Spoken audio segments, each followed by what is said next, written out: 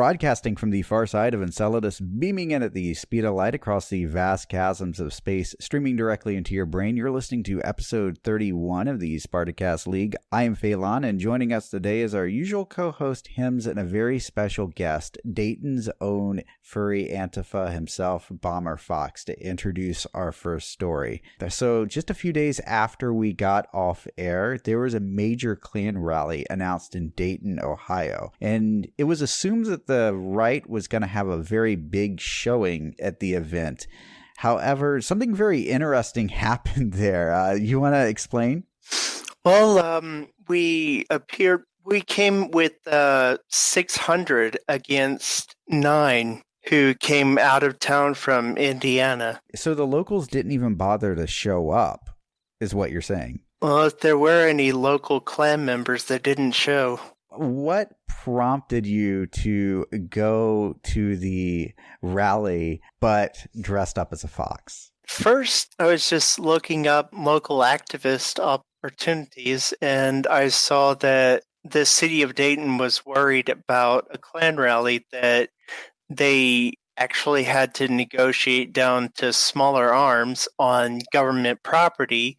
So to ensure that everyone would be able to be safe on that day, I went to speak with local activists, like standing up for racial justice, and I learned how to marshal at protests. The reason why I went as my fursuit was I was thinking, what would piss off a Klansman the most? Can I, tell me real quick a little bit, what is marshalling at a protest? What they do is they meet people and they sort of make sure everybody is safe and everybody kind of knows a general sense of what to do. Right. So in other words, you're kind of helping organize the protest, correct? Yes, and making sure everybody is safe. Yeah, and so once again, here we have it, furry at the front of Antifa yet again.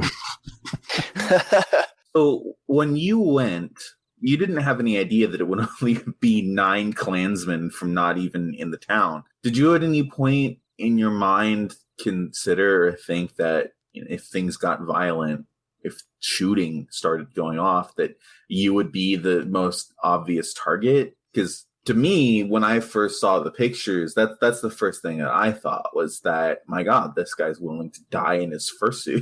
I didn't know how many would make it, and we knew that we would be further away from the Klansmen. They were blocked off at one section of the town, and we held the counter protests at another section of town.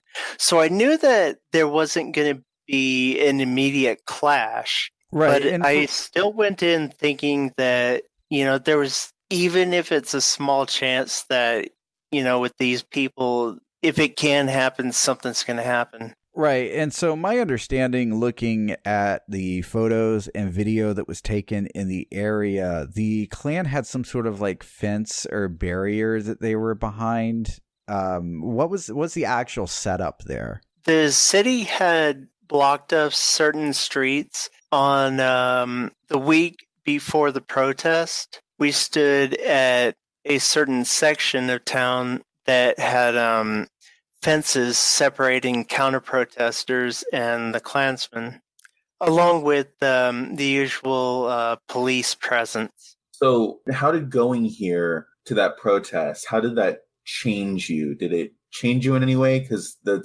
I assume you don't regularly probably turn out for protests over every little thing. So was this your first one? I've been to other protests, but they were usually with Move On or smaller protests. This is the first really big protest that I've been to. And it also sounds like it was the first protest in which there was direct opposition other than the state or whatever state building that you were protesting or whatever law at the Capitol or wherever you were. Yeah. This is the first time that you went up against an actual resistance, even if it was only 9 people. Though you can always count the cops in for that because who they're going to prioritize those 9 people. Did that feeling, the very different feeling from protesting outside of a government building to protesting people who wanted to kill you, did that affect you? Well, it was certainly different. I am glad that I went to the classes before because I was very inexperienced in larger scale protests, and I wanted to learn as much as I could before I went there. And I actually printed out a couple of signs and handed off most of them to other people that were there. And what was fun was when I got out my fursuit, one member of Antifa greeted me and he told me what was going on and gave me some advice on staying cool and actually gave me a cold pack. Nice. I'd imagine it was probably very hot in the fursuit, given that it is Ohio and June. Mm-hmm. So did you encounter any problems like with the environment there or anything like that, or navigating in your fursuit? Because I understand, like, even at conventions, you kind of have to track where people are so that somebody doesn't like sneak up behind you and grab you or like hug you, because like you can't see out. You can't see in all directions like you can normally when you're inside of a fursuit.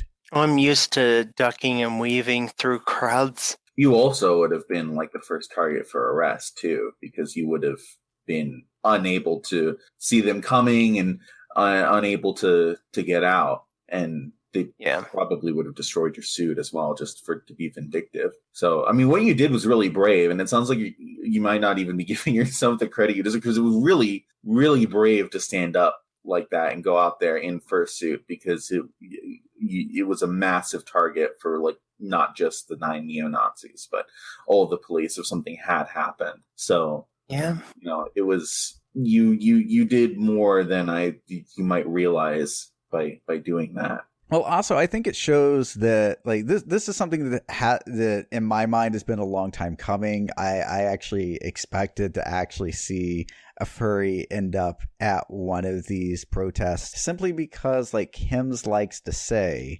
that the furry fandom is naturally revolutionary in some aspects. That we have a very leftist streak because of who the furry fandom is mostly composed of, because a big chunk of it is LGBTQ. And we also do have a significant number of various other minorities within the fandom. Yep. Were there any juggalos there? Not that I could see. Oh, yes. The famous Furry Juggalo Alliance. Have you heard about this, Bomber Fox? No, I haven't. Yeah, the lead singer of ICP, Violent J's daughter, is a furry, and I believe, if I'm not mistaken, so is Violent J now. That's interesting. Yeah. So there is a big... Wait, so they're actually furries? Like, it wasn't just like a photo op or like a, hey, it's a cool thing to come and do this? Like, they're actually like, he has a fur affinity and he talks to I don't know if furries. he has a fur affinity or not, but I know that his daughter is a furry for a fact. I'm not entirely certain about him. I think he might be. I know he got a suit, but like, he's also like, I don't know, are insane. Well, he wants to be supportive of his daughter too. I mean, you know. Yeah. But going back to all this, so revolutionary fandom. Could you elaborate on that, Hims? I mean, do you want me to read my whole manifesto? No, don't read the manifesto. Just go over the. Let me open the file. Don't stop. Preamble. Well, so it has a lot more to do. You really want me? There's a lot to this. Just give us the simple version so that I can cut to it and cut out that gap.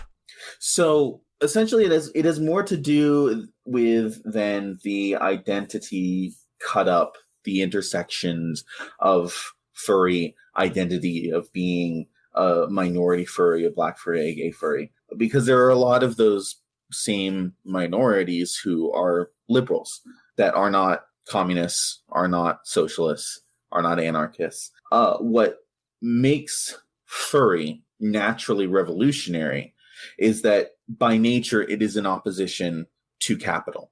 It is in opposition to capitalism because it's predicated on an idea, on the idea of anthropomorphics, whereas every other fandom is predicated on an intellectual property. My Little Pony, Transformers, Superman, all something that's owned by a company in which the production of that product and therefore that fandom lives and dies by a boardroom decision, and the fans are merely both a market, but also increasingly through like Tumblr and DeviantArt, free advertising for that product. Whereas in furry, we have no owner. We have no corporate master. Our decisions are not made in boardrooms.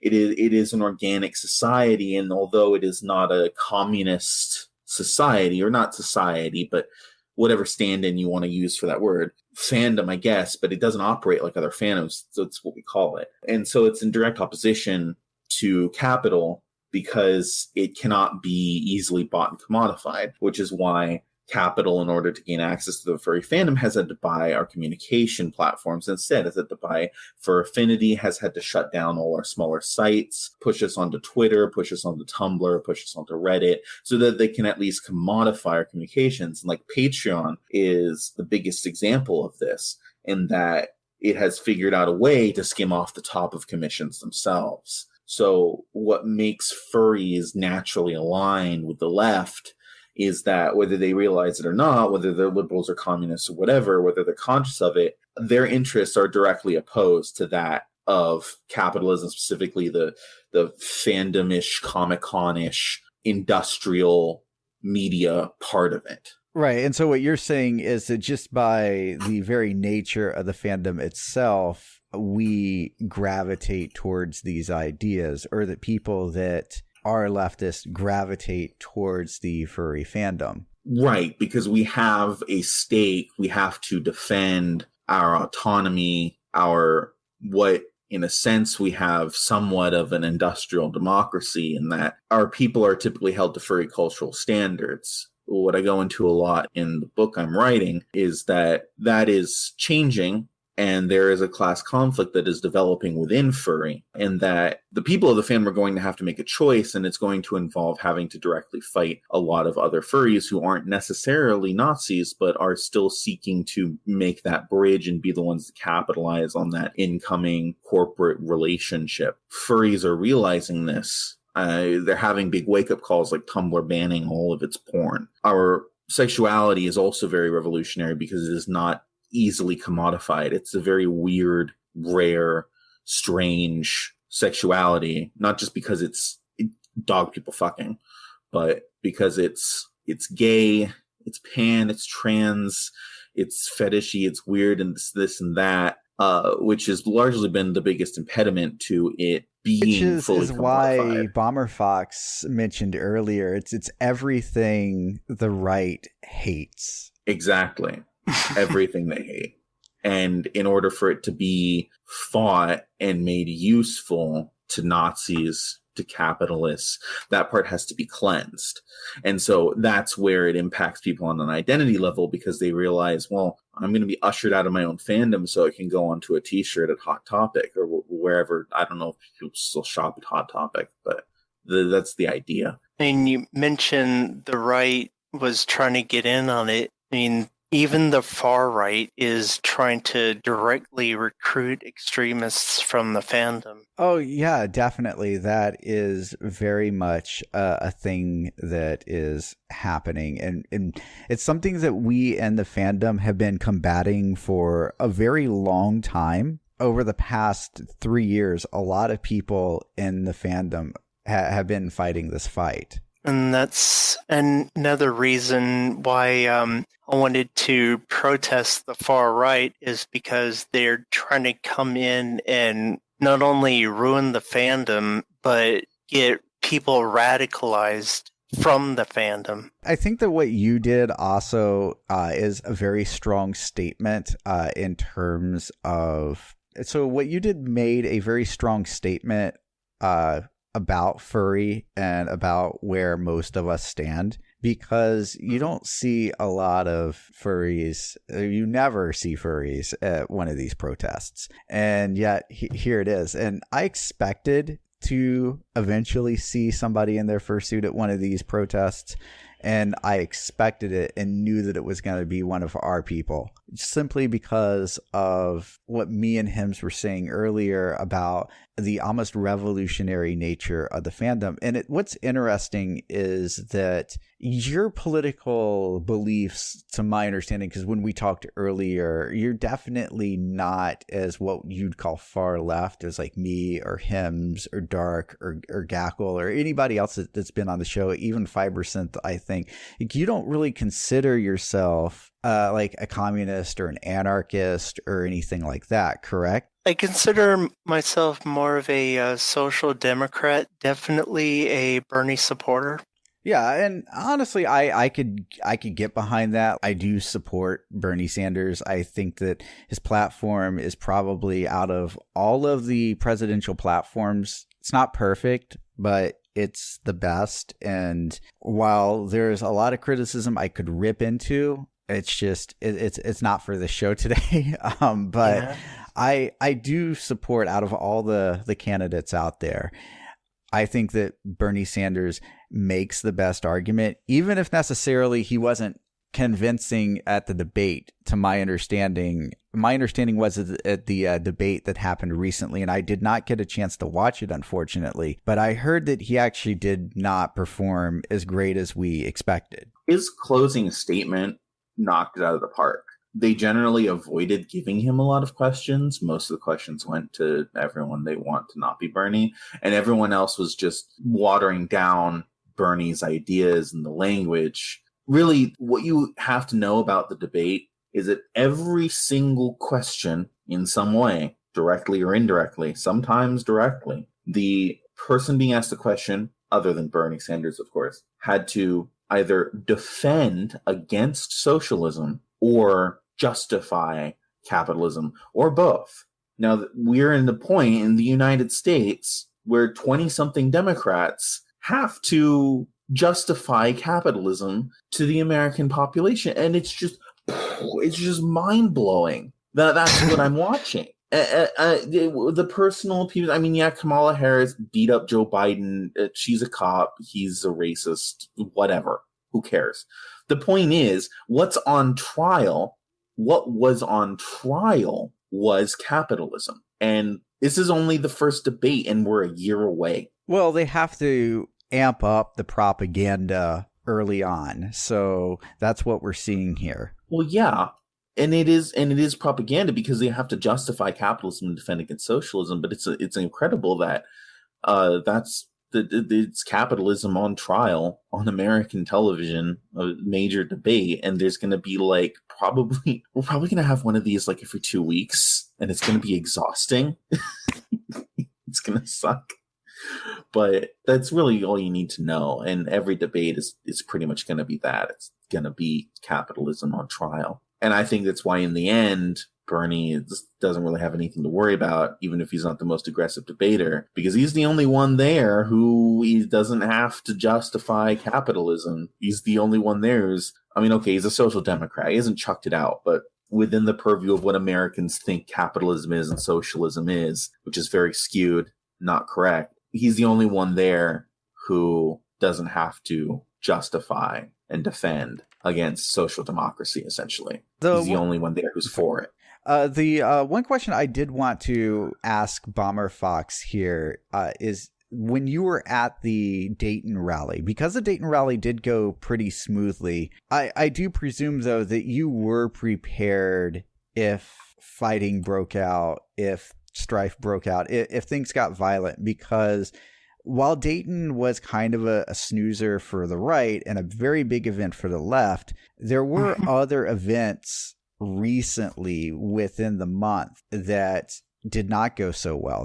There was a pride event in Detroit where neo-Nazis essentially just crashed the party, marched in there, started yelling slurs, making ape noises, and trying to start fights. One of the, or actually two of the Nazis actually reached out, grabbed somebody, and tried to pull them in, and the cops really didn't do anything. In fact, the cops not only didn't do anything, but they marched them in there. Yeah, they escorted them in there. Yeah, they literally gave them a police escort through the Pride Parade, which if this were a leftist group, this would never be allowed to happen.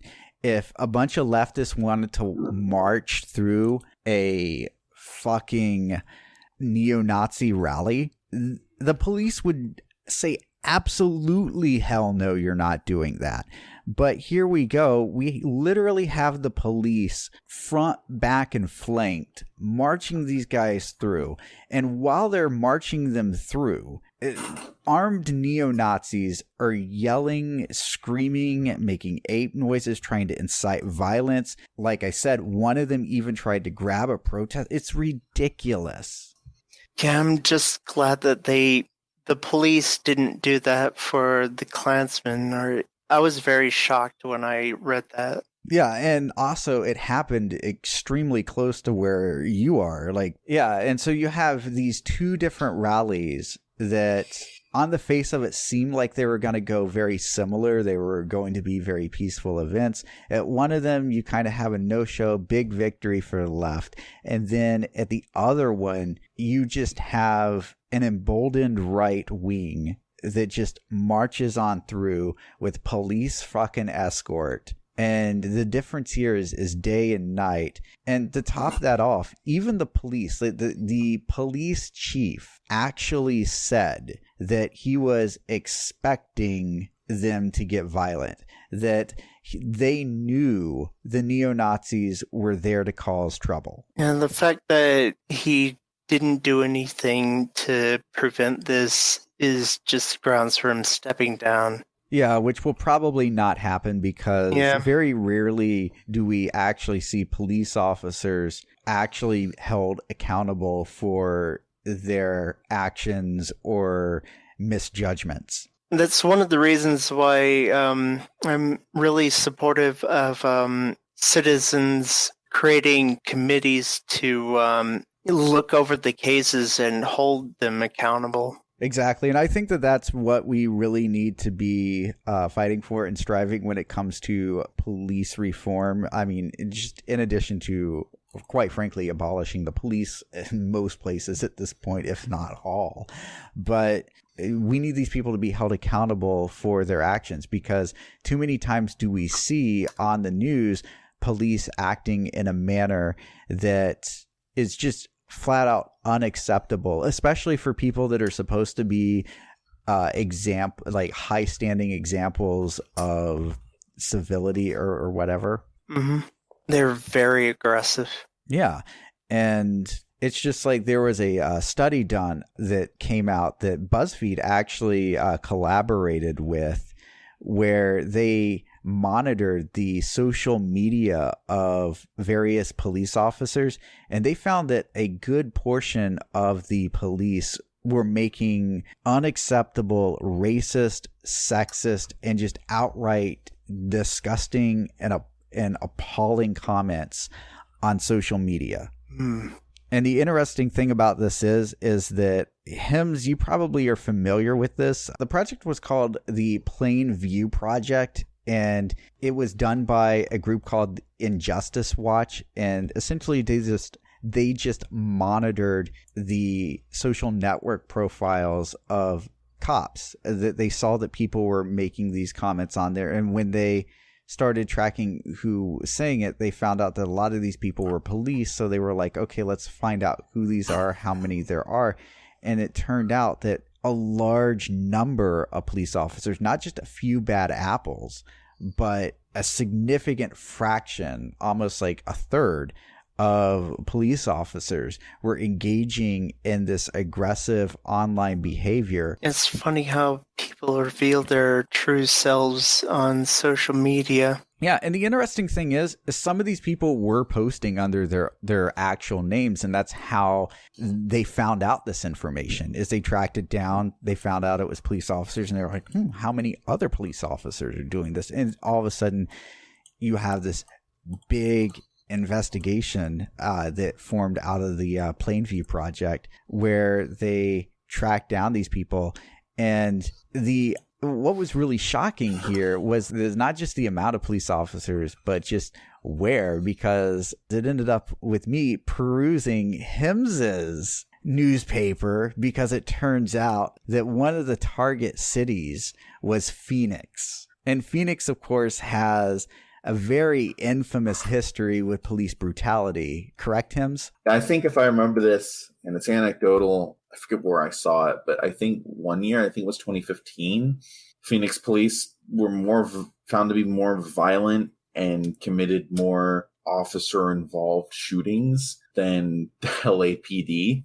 I mean, don't quote me on that because I can't remember where I saw that snippet of information, but it's lodged into my head.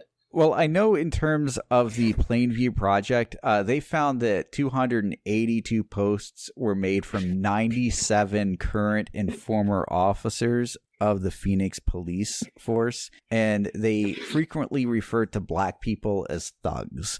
They called for violence against protesters. They denounced Muslims as rapists. They were joking about refusing help to citizens who criticized the police, among other things. And none of this is surprising because we hear this behavior online all the time from right-wing extremists. And since we all know that the police defend right-wing extremists and are often biased against protecting left-wing groups at protests and oftentimes won't do it, we kind of know where their politics and biases lie. Even have some of these far-right groups infiltrate not only the military, but the police and EMT services. You know the Daily Shoah? Yeah, I'm familiar with the Daily Shoah. It's a right-wing podcast. Well, the guy who hosts it was working for medical EMT, and he was like bragging about just the most disturbing things that he would do to any patient that he had that was black or Latino, and he got fired. And the commissioner he was furious. The commissioner was furious over him, or what? Over him, the host of the Daily Show. What, that he was furious that the guy got fired and was upset because of that? Or he was upset about the content of the show. Oh, okay, I gotcha. Yeah. And he fired the guy. I mean, I would be too. I mean, it's definitely unacceptable that a EMT officer be allowed to say this, much less do this. And quite frankly, firing that person, in my opinion, isn't even enough at that point, because what he did, he knowingly violated the law at that point. And I think more than a firing is an order. Yeah. And that had this person had been a leftist, this person probably would be in jail right now. Like, there's no question about that. And it's just like, if you listen to these people, you get a sense, I don't think they're even concerned about defending people. They're just concerned with the sheer sadistic pleasure that they get out of it. Well, they're authoritarians and they get off on stepping on the necks of others. That's what they do. Yeah, they're just sadistic people, and that's it. And if you look at the kind of society that they want to bring in, if you look around at what's going on in the news, like, there's no question about what they support and what they want. And it's absolutely horrifying that we live in a country now where these people absolutely openly advocate for concentration camps, essentially, at this point, that literally have concentration camps in the United States operating right now, throwing immigrants in tiny cages. I saw one picture where it was the Homeland Democrats Twitter account. They actually visited one of these facilities in El Paso, Texas. One of the areas of the facility was rated for an occupancy of 8 in this room, and it was some sort of like holding room or interrogation room, and there were 40 people in this room. Like, I literally counted them, and there were so many people. I could count 40, and there were probably a few more in there that I either didn't see or couldn't pick out. Yeah. And not only was it adults, it was children. Mm-hmm. And then you wonder when you see stories, for instance, that these camps are rife with disease right now, that children are falling ill. It's because you got 700 to 900 migrants cramped into spaces meant for 125 people. And that's the Homeland Democrats reporting that off of their Twitter account when they visited one of these little camps. And when they don't have them in the secure facilities, or rather when they don't have them in the buildings, they keep them in little camps, in little tents. Well, the thing about it is, you'd be surprised, not even the federal government really has much oversight over the private detention facilities. They essentially are monitored by a private company that the federal government contracts out to. I think that's a very important thing to point out, is that most of these facilities, the detention camps, detainment camps, concentration camps, whatever you want to call them, most of those facilities are privately owned. They're not actually owned by the government, or if they are on government land, they're not actually being operated in whole by the government. A lot of the people that are there to tend to the people are contractors. And a lot of the equipment there, it's equipment owned by contractors. And this point should scare the crap out of anybody, because what we're actually seeing with this, and what we're seeing build up with the right being emboldened with, not only, are we seeing just neo-Nazis being led into parades by police, not only are we seeing immigrants being hurled into these camps, but also shows you that they have very little self-control when it comes to just how far they're willing to go with this. With them using private security, it would not surprise me if we actually see something like Donald Trump call up his buddy Eric Prince and have Blackwater, or whatever Blackwater's called today, roll into DC and occupy Congress. Yeah. And we could be seeing that come 2020 after the election if Trump loses. And we need to be prepared for that. And those are very scary thoughts. But if you don't think it could happen, just look at what happened in my own home state of Oregon. That the Republican Party ran. They literally ran out of the state. And they ran out of the state to stop a vote. And the vote was on a climate change cap and trade bill that honestly was rather tame. And they decided to protest it by leaving the state so a quorum could not be formed, so that the legislature could not vote on it. And in the process of doing so, stopped all activity in the legislature until they returned, and they still haven't returned. And then to top that off, if that wasn't enough, the 3%ers roll into fucking Salem, Oregon, in their trucks with their snake flags, with their guns, and essentially just hold the legislature hostage because the governor said, well, we need to get the state police to get the Republicans back to the legislature, which is perfectly legal. And in fact, by our own state constitution, these people actually should be fired from their position and special elections be held in their districts. The fact that they weren't, and the fact that the Democrats rolled over to negotiate with them, shows just how weak the Democrats are and how unwilling they are to actually address and deal with this problem.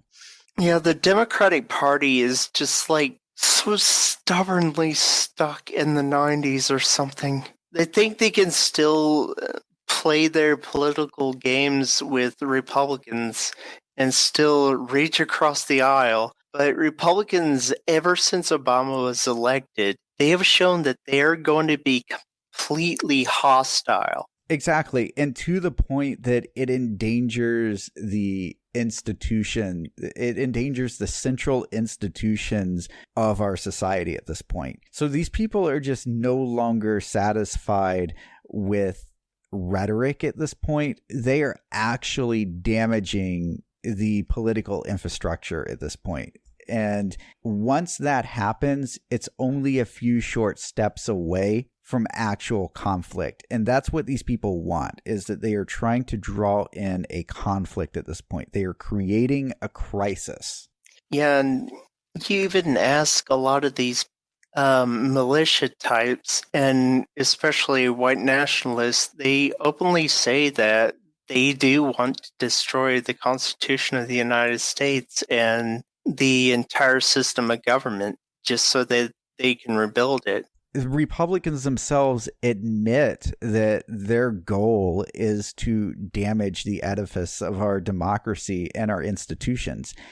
They knowingly sabotage our government institutions in this country, whether it be the post office, our public education system, or even now the legislative system itself. They're attacking it. They're going after it to create these crises. We have a crisis in public education because of the Republican Party. We have a crisis with the post office not functioning correctly because the Republicans continually defund it. We have a crisis in healthcare because the government won't fund healthcare. All of these things are happening. All of these so-called inefficiencies in government are created by the Republicans. That they're the ones creating this problem by attacking and defunding every program that they can get their hands on to create chaos and create a crisis. And they've damn sure made sure they kept the military funded. It's like the only thing that, like, arms sales and arms creation and getting people into the military, that's one thing that they haven't completely crushed. Well, that's because their goal is imperialism, and you can't conduct imperialism without a military. Yeah. And the military acts as a police force, essentially. Like the role of the military ultimately, like the police force, is to serve the interests of capital. In this case, mostly American capitalists. That is something that is a historical precedent that goes back deep in our history. I mean, you could talk about the Dole Fruit Company. You can talk about Coca-Cola in Colombia, where the U.S. military trained death squads in Colombia. And we trained death squads in Nicaragua, etc. Like, this is something that has a very deep history with our military. That's what it is for. That is the purpose. So, of course, they're going to keep the military funded. That is the one thing that they need to hold on to their power. I don't have anything to add to that. Hims, are you there? Oof, I think we've lost Hims. Oh, Uh-oh. Uh-oh, that's not good. Hims, are you there? Did he, like, start cooking again? I guess so. I guess. Well, that's about all I have time for. It's getting late here on... I understand it is getting pretty late there in Ohio right now, so I understand that you actually have to get going here, and I really do enjoy having you on the show, and, you know, maybe someday we'll have you on again. I really did enjoy speaking with you. Definitely keep in touch. Thank you for having me on. Oh, you're welcome. All right. Have a great night there, Bomber Fox. Good night. So the U.S. doesn't, or any imperialist country, though, I mean, the U.S. is pretty much the only imperialist country. but Europe can't extend force like the U.S. Point being, sanctions, when you can't invade a country deliberately, directly, are usually the tool that the empire will use to bring a country's population to their knees and use to justify regime change, which always just means put some U.S. puppet in there to keep all the money flowing to the United States. Like, Venezuela is not over. The U.S. got its ass handed to it pretty well, but it's not over. They're going the sanction route, and they're specifically going after their food program, the program that delivers a box of basic staples to every citizen in Venezuela. And that directly is economic warfare. I mean, it's literally an attack on the people of well, it's a Venezuela. besiege. Yeah. They're besieging the country through their control of the UN and through their control of the ability to basically just hegemonically put sanctions anywhere that they want and enforce them, because all capital at some point or another flows through the United States. So if they put a sanction on someone, it's hard to get around that. A lot of people give China a lot of flack for not being the perfect socialist country, utopia of workers' paradise. But one thing they are very quickly building themselves up to be is an alternative financer to the United States. One that, say what you want about it being capitalism, but they don't issue predatory loans. Their loans are often wiped of interest, or it's incredibly low interest, or they forgive the loans altogether. And the point is to break that U.S. hegemony on the world and its ability to do this kind of thing where it can just sanction a country's food supply and say you can't have food, and everyone in the world has to go along with it because all the money at some point flows through the United States. And you just lost the anarchists. Yeah, well, I mean, what do they want? Like, I've realized over the past few months that it's the height of arrogance to sit here in an imperialist country as an American and say, how dare you not conform to my standards of communism, to a country that has actually gone through a revolution and lost hundreds of thousands of people to the war in that revolution and has withstood imperialism for, 70 years now? Like, about 70 years, yeah. The height of arrogance. And I can't, like, it also, China makes ideological sense. Like, I know we're talking about Venezuela, but I'm just going to stand for China for a minute. So if you assume that socialism is a future inevitability, that capitalist crisis will produce socialist revolution somewhere in the world always, and you still live in a world, well, no, first, you also realize your history of socialism, and that most of the problems that socialism has encountered is because it had a socialist revolution in a country with no industry to actually socialize and had to build it all itself. So if socialist revolutions are a future inevitability, and you want to avoid the problems of the past, you want the world to be as industrialized as possible in the places that are most likely going to have revolutions, the places that are most imperialized. So, and also being the lone, one of the last standing fortresses of socialism and having to operate within that global market economy, you have to use that global market economy's tools.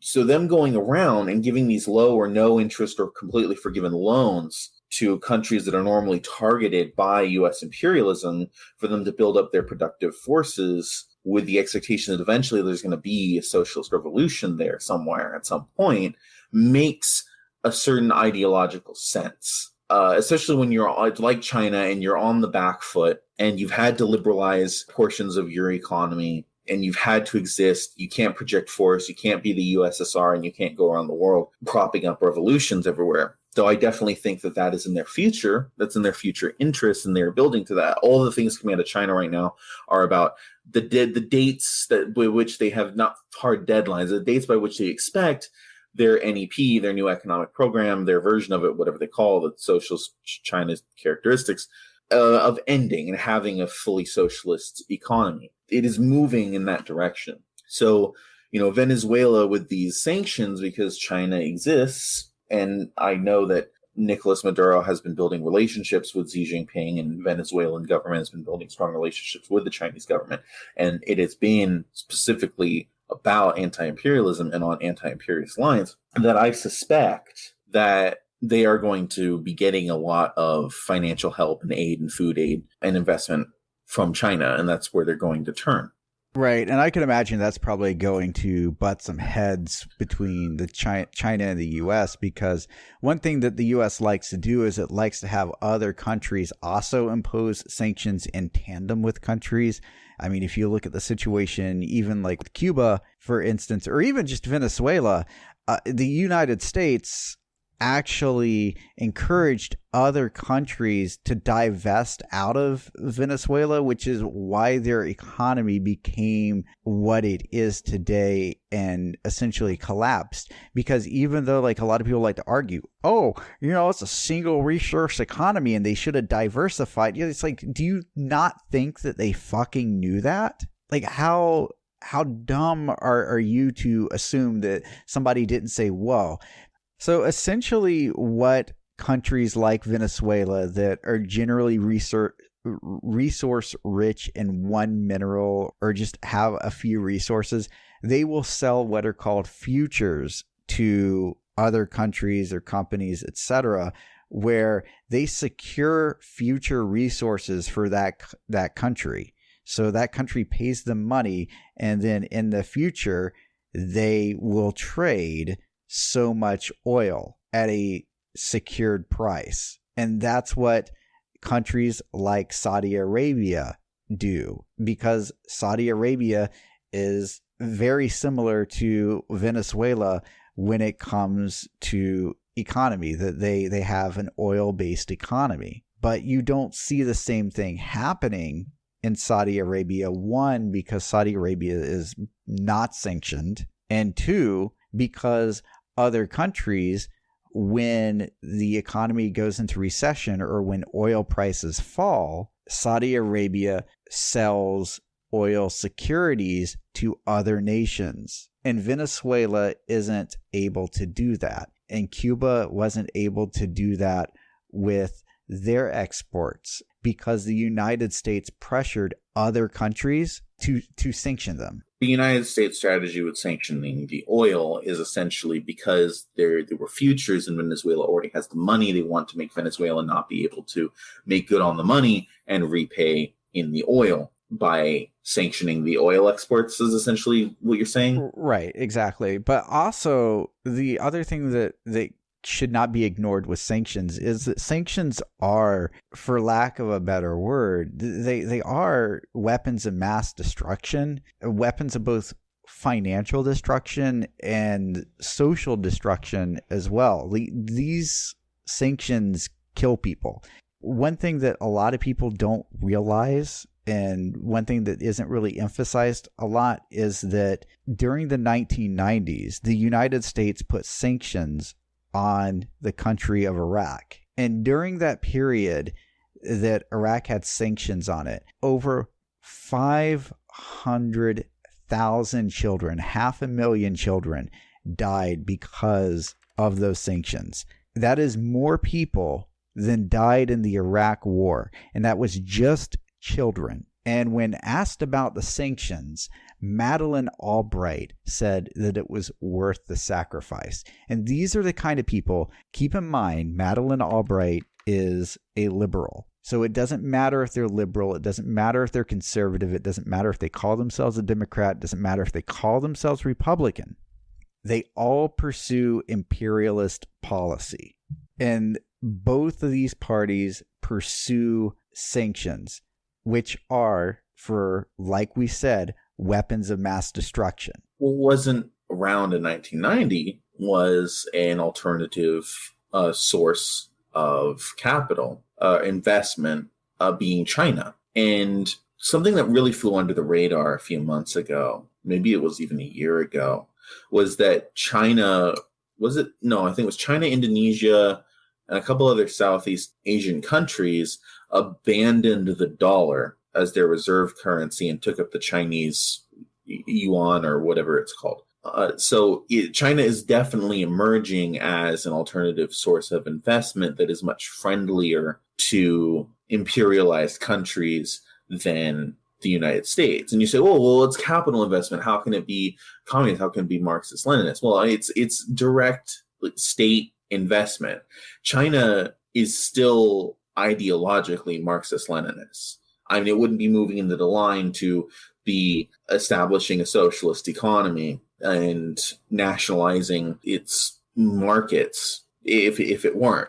And in order to do that, it has to position itself in a way, in a place to be able to oppose the United States, and it does that by supporting other countries with very no strings attached capital and investment to build up alliances and the ability for them to be industrialized. So all of the leaders of these countries, like Venezuela, that are being imperialized, they're flocking to China for Chinese investment, for like low interest investment. And it's a brilliant strategy, and it makes ideological sense. And you're going to see a lot more of that. And you have to really pay attention to those kind of things, because I didn't see that article on CNN. I didn't see that article anywhere in the usual news sources. I mean, you won't see those kind of articles anywhere, just like you won't see how Cuba has aided and assisted the Venezuelan people.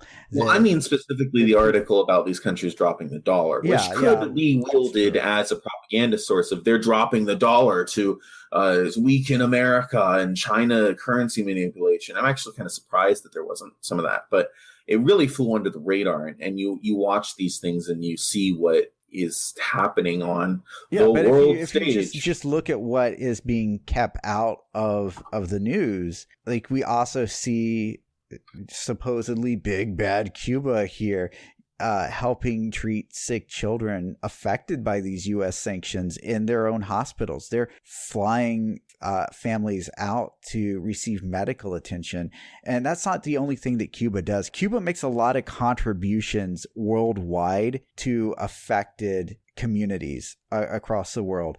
They also recently sent doctors to work in Mozambique after a cyclone hit, and assisted people with medical emergencies after that happened. You don't see that in the news. You don't see any of this in the news. And that's the problem is we have a very skewed worldview of what happens. You only end up with the view of the United States either being this benevolently active force for good, or everyone's attacking us and we have no idea why. And because they're attacking us, they're attacking you. And the media would have you believe that we're this shining city of the hill. And meanwhile, you turn on the Democratic debates and it's 20 chuckle fucks arguing.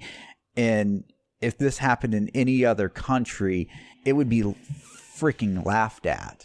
Like, these guys are jokes. And girls as well. I'm not going to discriminate there. These people, Bernie's too much of a joke. But... Well, I mean, not Bernie, but right. Okay, not Bernie. Oh, and people are going to be screaming listening to this because like that guy just defended China and he's defending that social fascist Bernie Sanders, and I'm like, you gotta take them baby steps, okay? I mean, what do you think of Sanders' loss? What do you think him being shut out and cheated again? What do you think that's going to do to the Social Democrat support network? I'm not like that's going to radicalize a bunch of people, and people are going to see it for what it is. Too concerned about it, to be honest, because I think what's going to happen here in terms of Sanders. Now, keep in mind, I didn't watch the debates. I just heard about the debates, and I heard in detail. So in terms of Sanders, what I think is going to happen is Sanders is going to get with his advisors, and his advisors are going to tell him, you know what? You got to out Biden. You got to be funnier than he is. And the thing is like, let's be fair. Like, Sanders is kind of a goofy guy. He can make the goofy faces. He can crack the jokes.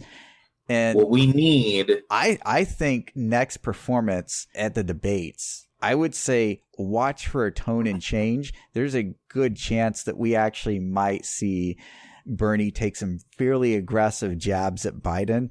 because his advisors are going to get back with him and probably tell him that. I'm making this off of the fact that, like, right after the debates, Bernie had a stream, and the people that set up the stream had the freaking Soviet Union anthem going in the background while he was waiting on it, while people were waiting on the stream to come on.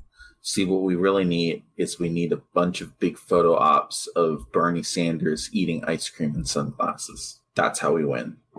I mean, but the last month or so, honestly, it's just been absolutely wild. And like we started off the month, for instance, with the whole Dayton thing, and then you turn on the news, and like it is late capitalism to the max, because you turn on the news and you see these jokes of politicians, the president freaking saying stuff like the moon is part of Mars, and you see like the U.S. Energy Department coming out and calling fossil fuels and carbon dioxide molecules of freedom, while the fucking Arctic is essentially on fire at this point.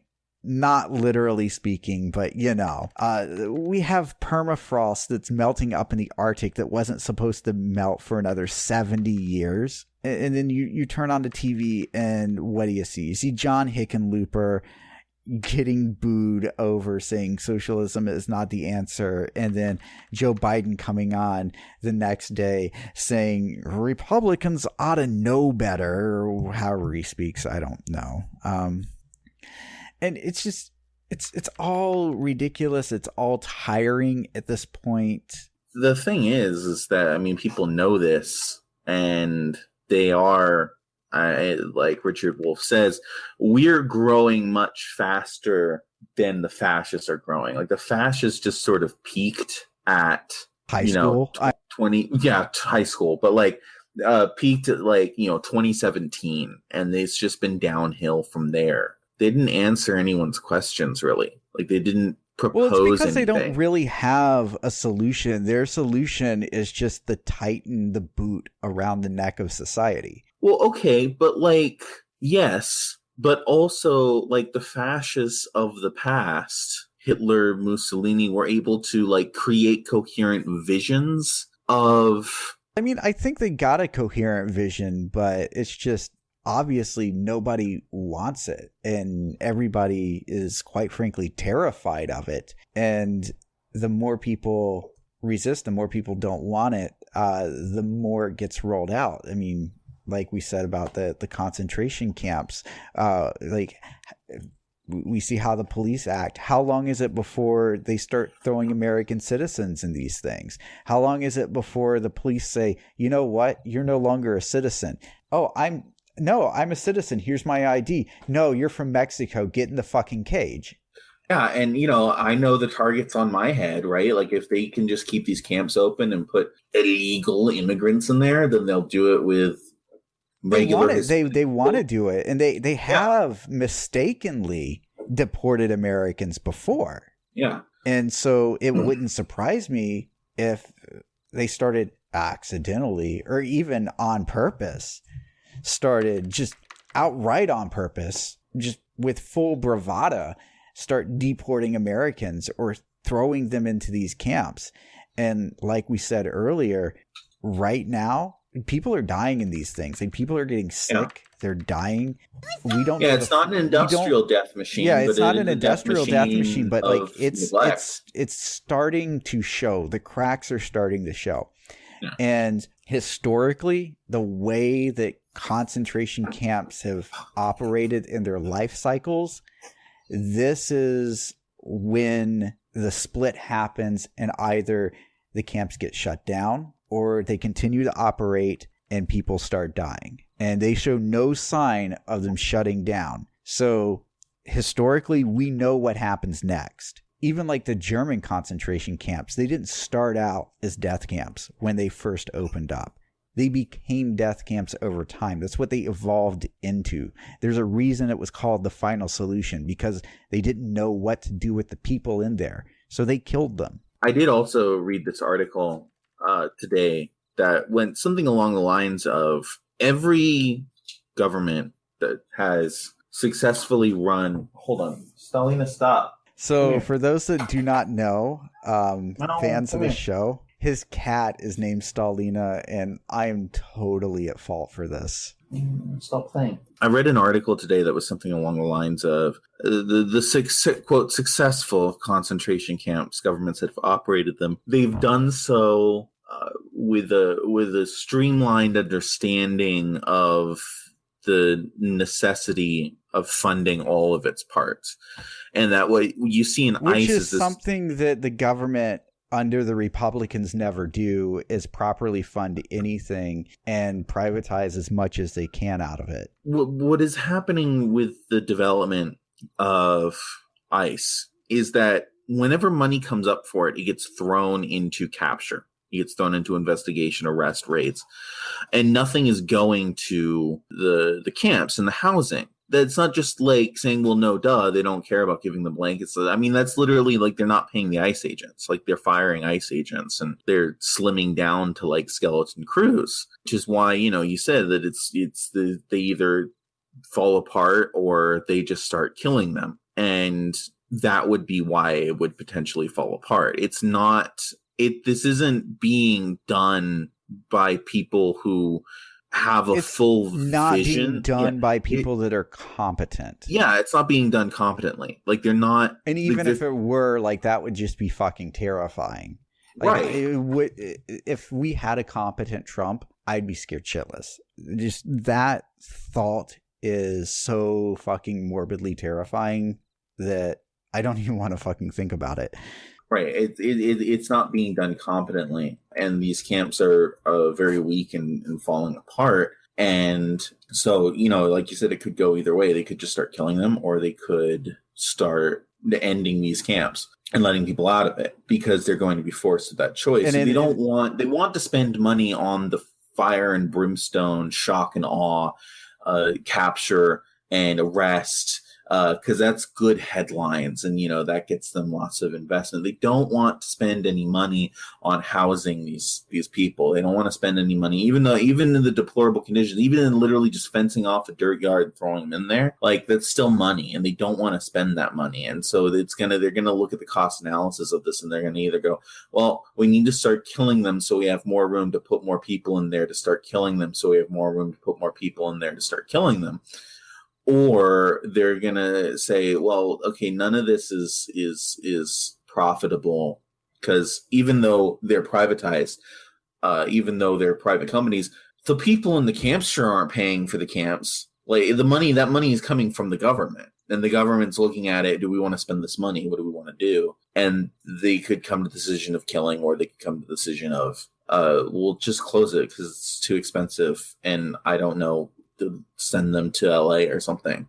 Like, he'll come up with some bullshit thing like, we're going to send them all to a sanctuary city, and that city is going to be so full of crime, and they'll need, you know what he'll say. Yeah, exactly. And in the meantime, like I said, in my, just with what's happened in my home state, we're starting to see not only like the emboldenment of the right, like we were talking about earlier with Bomber Fox, of neo-Nazis marching right through a pride parade, being escorted by police.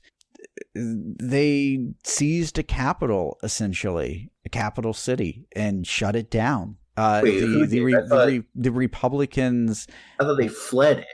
So the Republican senators fled, and the 3%ers went into Salem to demonstrate with arms. And the interesting thing about that was that when the GOP for the state on their Twitter account reported on it, they actually used a photo that wasn't of the 3%ers. They actually used a photo of loggers protesting and then said, there's your 3%ers with guns, and they were all holding signs, because they weren't the fucking 3%. So they just outright lied. And in the meantime, our state's still shut down, and we have bills dying in the legislature, and nothing's getting done. And supposedly they're supposed to come back Saturday, but who knows? And now this tactic is going to be used probably in other states. We're probably going to see other states implement it. And then what happens if we start to see it at the federal government? What happens if the Republicans decide to leave the United States Congress for a few days and not show up, and then their supporters come up to the Capitol armed? Well, that's just a complete dissolution of the entire political system, which, stop looking at that as a bad thing. The 3%ers aren't going to be able to take everywhere. Well, that's true. Like, you go get your John Brown Gun Club and you go take the state house of Eugene or whatever, right? And so, well, the other part of that is that, what happens when Donald Trump decides to go in with a private military or write an executive order for the military themselves to do it with help of a private military? Right now, we're in dangerous straits here. I'm expecting 2019 and 2020 to be a really chaotic time. And so I think we all need to get ready for what's to come, because what we're seeing now is just the beginning of it. Yeah, I mean, anyone who didn't think that this wasn't going to go off the rails, like, we all knew election night that this was going to go off the rails. Yeah. And before anyone starts beating themselves up, why aren't we organized? Why don't we have militias? Why don't we have, like, ginormo unions? Why don't we have, the freaking Spartacast rebellion already? It's because we're all beleaguered wage slaves who have, like, 4 hours in the day to not be at work. And I want people to realize, like, there is hope. Like, don't feel like this episode is a total downer. Don't feel like because some really bad shit happened in Salem, Oregon, that is honestly just absolutely terrifying. Don't feel like it's going to be like this forever, because it's not. Well, I know that on Reddit, bouncing around this topic and others, that a big repeating theme is people expressing frustration about how strong the right is and how strong they seem. But on the other hand, like, the reason that the right seems so strong is because they're given an elevated platform by technocrats, people that own Twitter and Facebook, etc.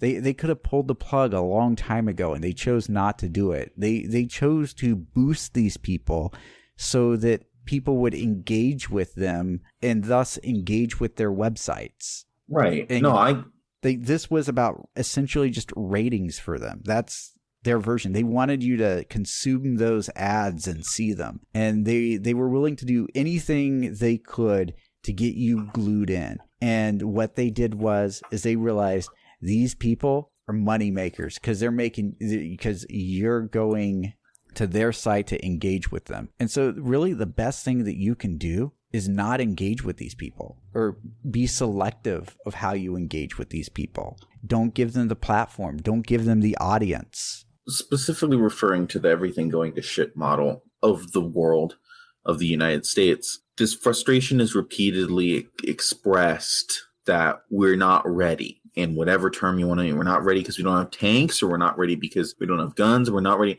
And what I find really common still on the left is like this consumer mindset of where are we going to buy guns? Like, where, like, if this happens, like, where are we going to get the things? Oh, we're going to get it from the unguarded guns of the right-wingers after they do something stupid and we're able to take them. Well, yeah, that, but like, we make them. Like, we're the working class. That's like, true. These things don't take any much complicated. Like, they're sticks with powder and they go boom. To be fair, I mean, the government has better sticks that go boom. Okay, the government is flying sticks. Let's not be reductivist about it, but... But like the point is that I see a lot of this despair and anger because like we don't have like communists with closets. We're not gonna, because none of us are normal landowners and business owners who but can the other thing that we have grand in the gun. Like, is we have our labor as well. We can withhold that, and we can withhold that for a long while and in such a strategic way that it hinders them. It stops them. Right. And I mean, you see that with all of the even like lukewarm liberally labor unions are realizing that they need to do something. Yeah, exactly. I mean, even now we see American workers expressing solidarity with workers in the Philippines, for instance, which is one of the most labor unfriendly countries in the world. There was a story about how workers at AT&T surrounded some stores in Los Angeles and San Francisco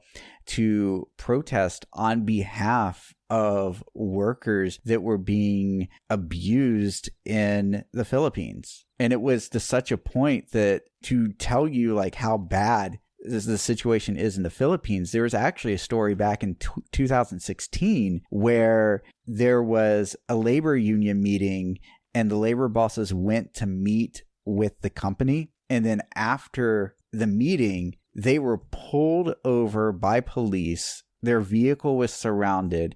The police come out with fully loaded automatic weapons and effectively just harass them with their guns to let them know who's in charge. But the thing is that it doesn't matter who they think is in charge, because we control the labor. We decide whether or not we're going to do it. Which is why their threat is always just brutalize with guns, make them work at gunpoint. And like that works for some people, but it's not a long-term strategy. And that's why that's why I still like support Bernie Sanders, even though like I don't even think he's going to get in, is because that's the kind of thing you have for a catalyst for like a nationwide general strike is someone who obviously has the popular support, and the people love, gets cheated, and everyone just instantly just loses all faith in the system, and people are making and have made, because of him, because of his speeches, the connection between government and their boss. Right. Ultimately, the people do hold the power. The people are the determining factor in this. It's you and me and everybody else in it. It's the working class. And we see that even like when we talk about the immigration issue, because recently there was a man, his name is Scott Warren, and he was threatened with jail time for helping migrants not cross the border, but he was leaving food and water, medicine, and supplies out so that when they crossed the desert, they wouldn't die. Not just that, but he had a small ranch that he basically turned into like a 1-night, 2-night hostel that people crossing the border knew they can make it to that ranch, they can stay, they can get water, and they can get food, and they can keep going. Which is why they went after him so hard, because he actually had property, and he was a stop along this underground railroad, and he wasn't just like leaving water and food out. He was actually utilizing his property to undermine the state. Well, I mean, no, because these workers don't even undermine the state. Like migrants, they don't undermine the state. They're a necessary labor force that the state uses because they can be brutalized and abused more than their domestic labor. Right.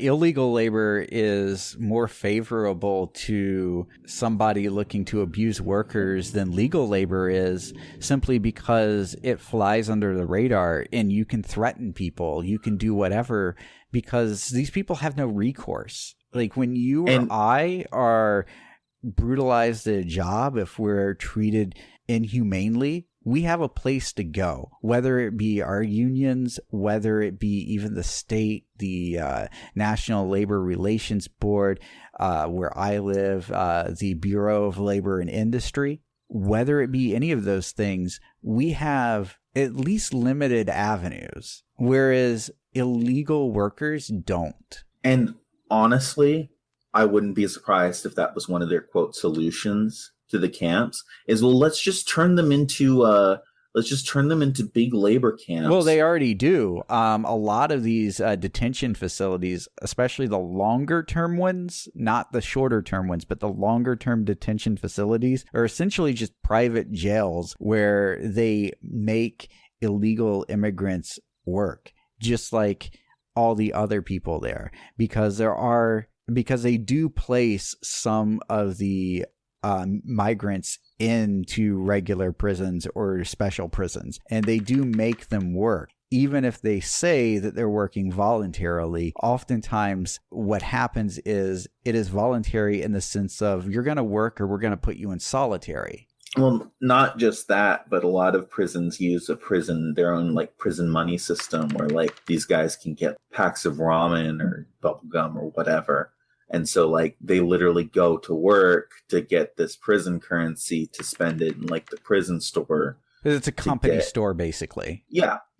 It's that whole same model. And I wouldn't be surprised if they just look at all of the concentration camps and just say, oh, well, we'll make them work and we'll pitch it to the American public as, well, they did something wrong to cross the border. And so they're all going to pay off that by working for free. And after some undisclosed amount of time, we'll just let them go. And of course, they're never going to plan on letting them go. And then liberals will like jump up and down and be like, oh, that's so great. You've come to a bipartisan blah, blah, blah, blah.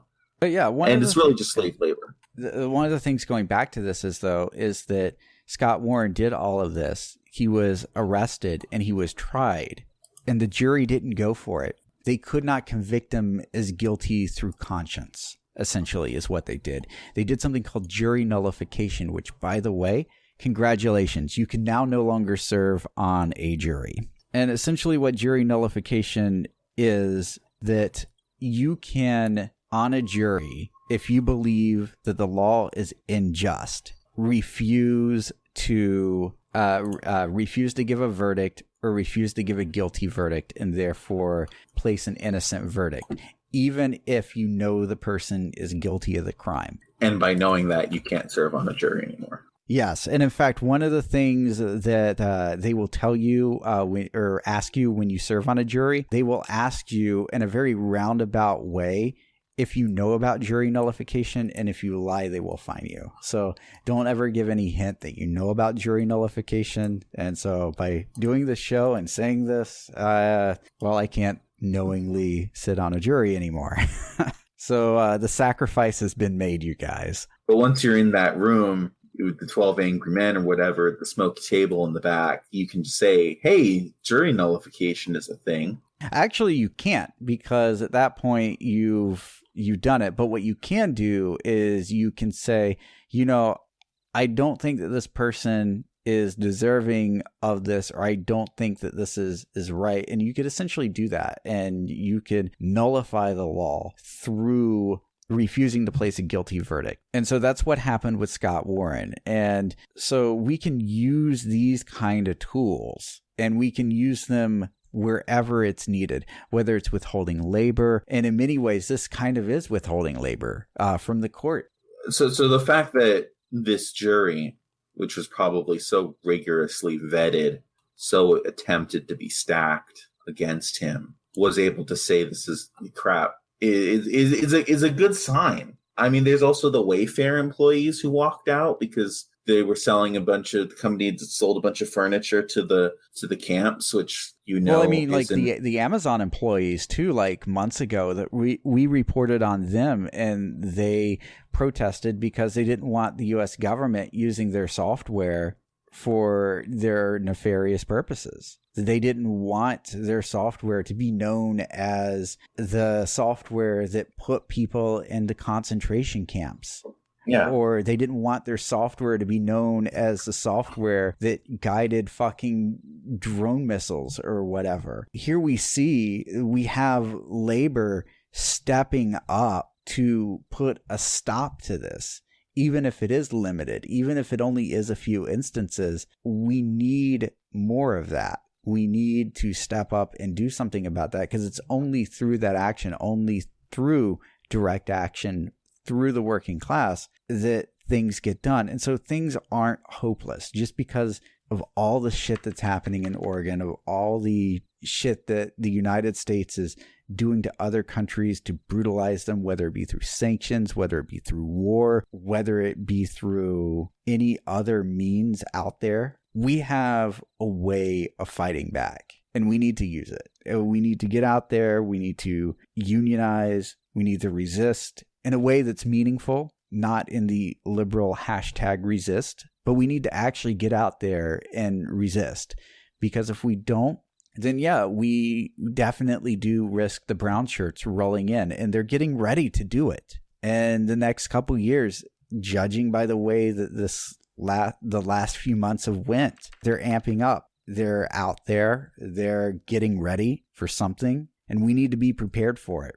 And that preparedness isn't like what a lot of leftists think is just, we'll just match them in arms, right? Because no. Oh, no, not just arms, but we need skills too. We need people that have skills, that can grow stuff, that can build shit, that can actually produce stuff. Because if all we have is just yet another force of destruction, then that's all we're going to become. And so it is important that when we create a resistance, we also create new communities and new paradigms. We need more people unionized. And unions can form fast. I mean, the Wayfair people aren't even in a union, and what they did essentially constitutes a union. They all walked out.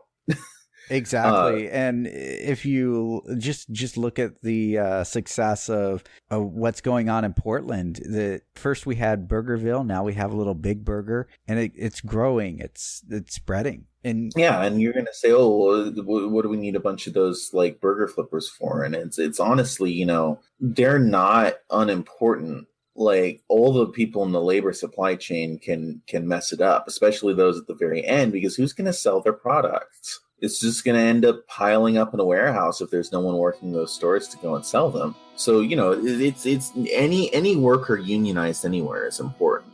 Unions right now, as they stand, aren't very easy to join because they're based on trades. And so unless you're like an experienced plumber, it's hard to be in a union, which is why I'm glad the IWW is focusing. So if you want to be in a union, you should look into the IWW and join if there's a chapter. If there's not a chapter, maybe look into making one. Find some like-minded people that would be interested and form an IWW chapter. I believe that you recently did that in Phoenix recently, right? Yeah, well, it reformed. It's wildly ambitious. And so between unionizing, training, learning usable skills, there's a lot that you can do besides fighting. And there's a lot of work for everybody, not just those that want to physically fight the revolution, if you will. Go out there, get active, go join a union, go join a protest, go engage in direct action, engage your community. And if there's nothing available in your area, start something. For the love of God, start something. Because if we're not out there providing a solution, then the right's going to be out there providing their solutions. And we don't want that. And most people don't want that. Yeah, go ahead. And if you are, for some reason, rural and deep in enemy territory, do what you can to just slow things down. I wouldn't even say enemy territory, because those people are targeted too. They're just targeted in a different way. And those people are effectively gaslit and brainwashed, etc., to the point where they believe what they believe for a reason. And the Democrats don't have a solution for them. And they know this.